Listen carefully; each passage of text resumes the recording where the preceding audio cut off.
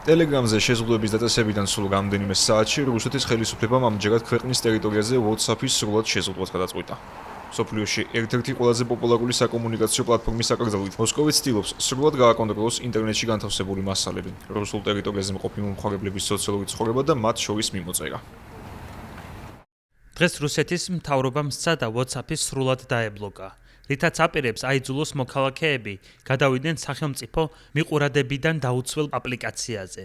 100 მილიონზე მეტი მომხმარებლის იზოლირების მცდელობა მათთვის პირადი და უსაფრთხო კომუნიკაციის უფლების გარეშე დატოვება. ეს არის ნაბიჯი, რომელსაც მხოლოდ შეუძლია რუსეთში მოქალაქეების უსაფრთხოების შემცირება. ვაგრძელებთ ყველაფრის გაკეთებას, რაც შეგვიძლია, რათა მომხმარებლები დარჩნენ ხაზზე. რუსული სპეცსამსახურების მიერ კონტროლირებად სოციალურ პლატფორმა Max-ზე გადასვლისკენ მოქალაქეებს უკვე ხელისუფლების წარმომადგენლებიც მოუწოდებენ და ამ მიზნით ვიდეო მიმართვების ჩაწერაც დაიწყეს. მათი თქმით, შეზღუდვები უკრაინაში მიმდინარე ომს უკავშირდება, რომელსაც კრემლი 4 წლის შემდეგაც სპეციალურ სამხედრო ოპერაციას უწოდებს.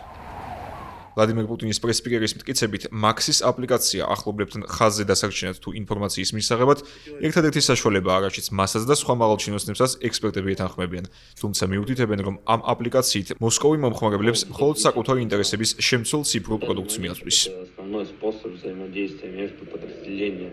მხოლოდ მწუხარება შემიძლია გამოვთქვა. ამაში კარგი არაფერი არ არის, მაგრამ კანონი უნდა იყოს დაცული.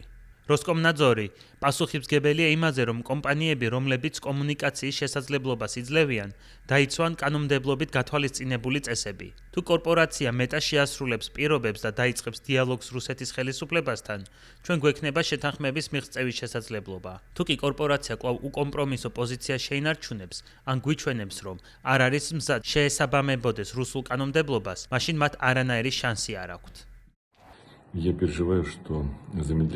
მაღელვებს, რომ Telegram-ის არხების მუშაობის შეჩერება გავლენას იქონიებს თქვენთვის ოპერატიული ინფორმაციის მიღებაზე. ვითარების გაუარესების შემთხვევაში ჩვენ კი ფრონტის ხაზთან ვართ.